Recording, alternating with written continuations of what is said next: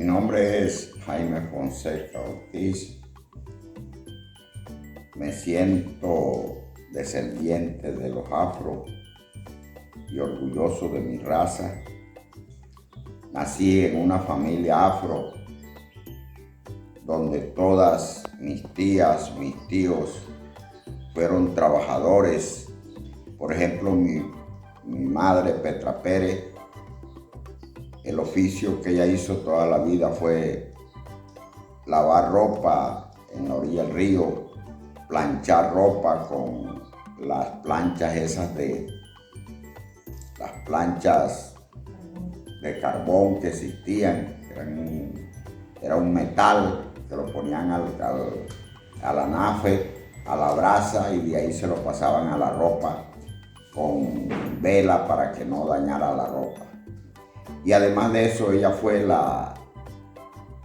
como se dice comúnmente, la cocinera del pueblo, porque ella tenía muy buen sazón en las manos, y para las fiestas sociales de la gente más pudiente aquí, los matrimonios, los cumpleaños, las parrandas de los ricos, como los Brandinelli, como Mundo Daza, como Alejandro Gómez.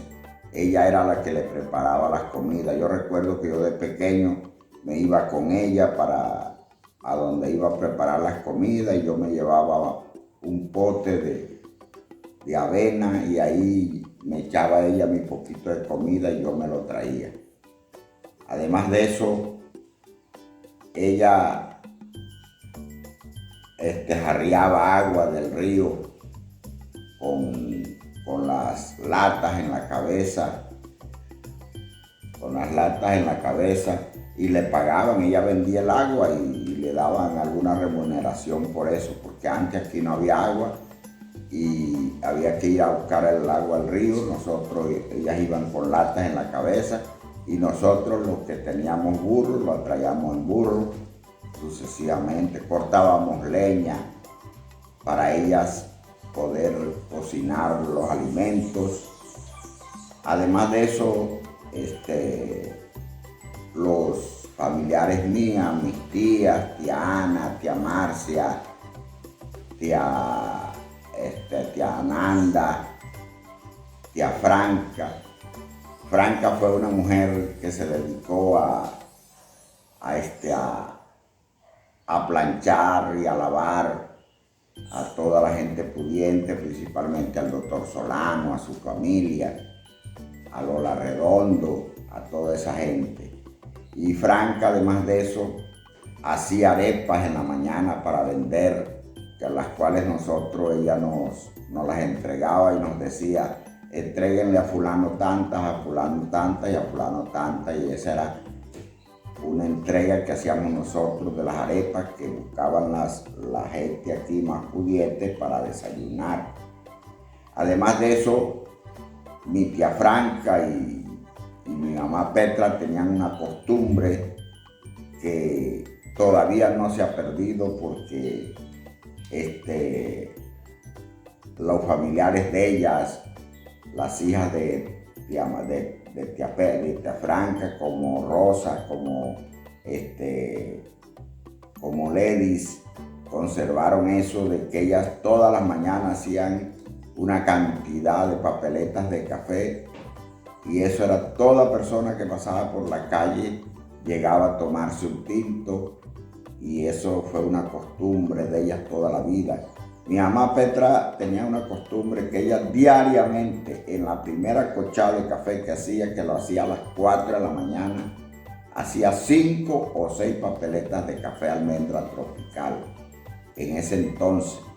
Y recuerdo yo que aprendí mucha cultura general ahí, porque ahí todos los mayores del pueblo llegaban en la mañana y se reunían a las 5 de la mañana a hablar de lo que había sucedido en el país, de las guerras, de la política. Llegaban los oficinistas, los que trabajaban en la alcaldía, los que trabajaban en en La Luz, los que trabajaban en Infopal, y llegaban y hablaban de los nuevos decretos que salían.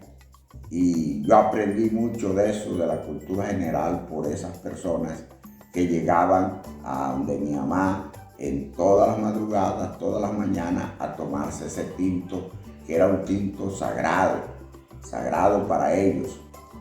Además de eso, recuerdo a mi tía Marcia como una mujer trabajadora, que hacía diario, hacía pan, hacía bizcocho, hacía dulces, hacía almojábana, hacía queque, hacía merengue. Yo recuerdo que nosotros nos íbamos en la mañana, varios primos, donde tía Marcia, principalmente cuando hacía almojábana, ayudar a moler, porque la almojábana es uno de los productos para hacer lo que tiene más lidia. Eso teníamos nosotros, que ese maíz que ella sancochaba, que echaba en agua, maíz pilado, y amanecía un poco suave, teníamos que pasarlo por la máquina. Después ella le echaba todos los ingredientes, el queso, la leche, y los amasaba, y después ese reciento que llamábamos nosotros, que hacia el siguiente día teníamos que molerlo, que eso era lo que más lidia nos daba, porque eso era despacito, tenía uno que darle a la máquina y eso iba bajando despacito. Y después de eso era que ella iba a hacer las almojábanas.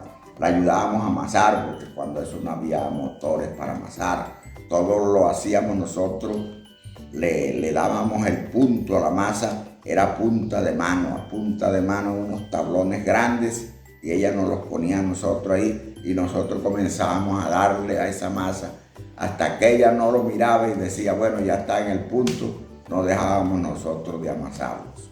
Y después en las tardes, los hijos de ella, los sobrinos, nosotros en las tardes, cuando ya todos esos productos estaban hechos, nos daban una olla cada uno a salir al pueblito, que cuando eso, el pueblo era pequeño, nada más era hasta el Prado, llegabas hasta allá donde Chente Gardinelli, que es por donde está el hospital, llegabas hasta el refugio, y aquí llegabas hasta la quinta donde mi tía Franca. Ese era el pueblo de Barranca. Y nosotros salíamos todos los primos, salíamos todos a vender esos panes y esos productos en la tarde. Ya cada quien de nosotros tenía su clientela. Habían unos que llegaban donde Alejandro Gómez, a donde Camilo Carrillo, habíamos otros que llegábamos a la plaza, en toda la plaza, y así sucesivamente. A lo último, ya cuando nos quedaba algo por ahí, nos íbamos al parque, cuando eso era el campo de fútbol, donde está hoy el parque Gámez y Redondo, y ahí nos poníamos a ver jugar a la gente del Cerrejón, al equipo Vino de la Juventud, al equipo del Atlético, al Deportivo Atlético, unos equipos que formaban aquí ciertos barrios con ciertos jugadores, y nosotros nos entreteníamos en la tarde en ver esos partidos, y ahí terminábamos de vender la venta. A veces nos iba mal porque nos sentábamos al pie de las porterías y había unos muchachos aquí muy cañoneros en ese entonces que pateaban muy duro, y nos pateaban y nos botaban los productos de las ollas porque les pegaban a las ollas. Nos reíamos viendo a todas esas madres de familia de Barranca que a las 3 de la tarde pasaban por donde Franca a pilar el maíz para hacer las arepas del día siguiente y los bollos.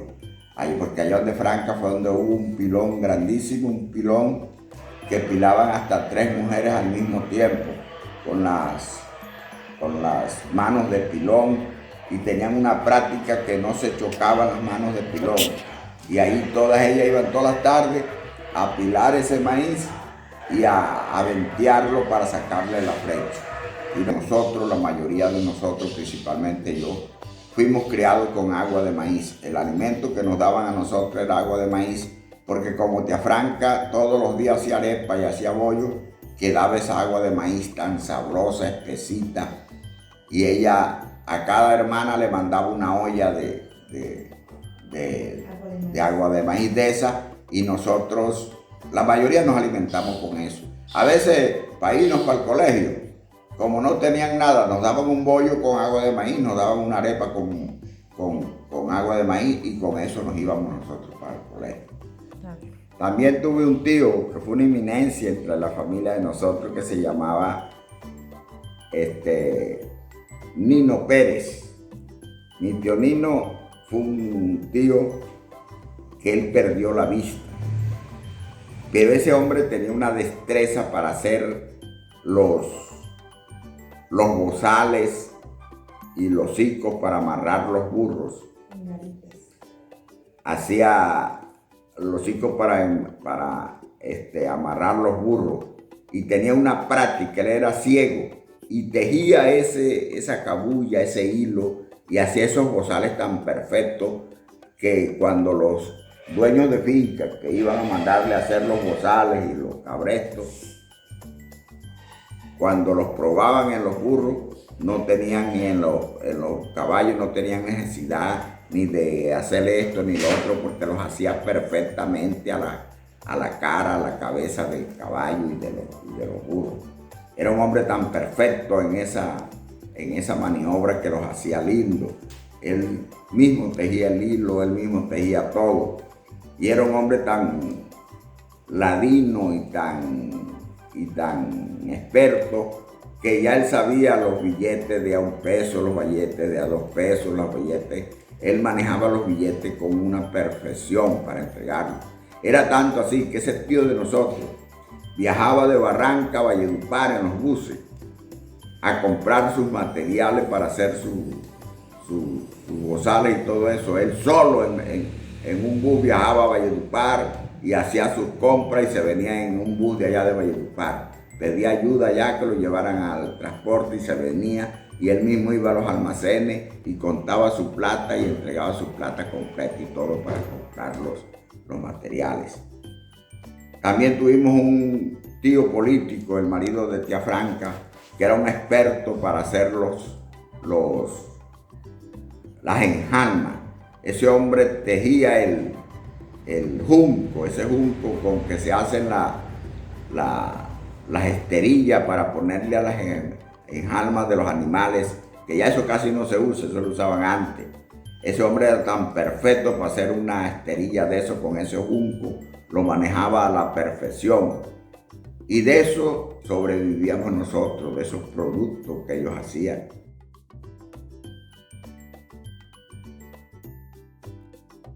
Mi tía Ana fue una tía muy querida, ella vivía en San Pedro y también se dedicó a la venta de productos de horneado. Ella tenía su horno allá en San Pedro y nosotros la mayoría de las vacaciones íbamos allá a pasarnos las vacaciones con los primos de allá. Y entonces los primos de allá, cuando ya comenzaron a estudiar, que comenzó el Remedio Solano, comenzó el Pablo VI aquí, venían a vivir aquí donde nosotros. Y era una compenetración muy linda, una compenetración, te cuento, que nosotros, por ejemplo, de Franca, las horas de la noche, en las primas noches, era como un palenque de los africanos que llegaron aquí a la Guajira, porque nosotros nos reuníamos toditos ahí a reírnos, a echar chistes, a mamarle gallo a los que nos orinábamos, y así sucesivamente. Fue una vida netamente casi africana. Nosotros cogimos muchos de los africanos que llegaron acá a Colombia. Y nosotros seguimos con nuestras costumbres, bailando el mapalé, bailando la cumbia y esas cosas. Muchos también de nuestros primos y hermanos salieron músicos, tocaban los bombos, tocaban las timbaletas y esas cosas por la herencia que tenemos nosotros de los afros.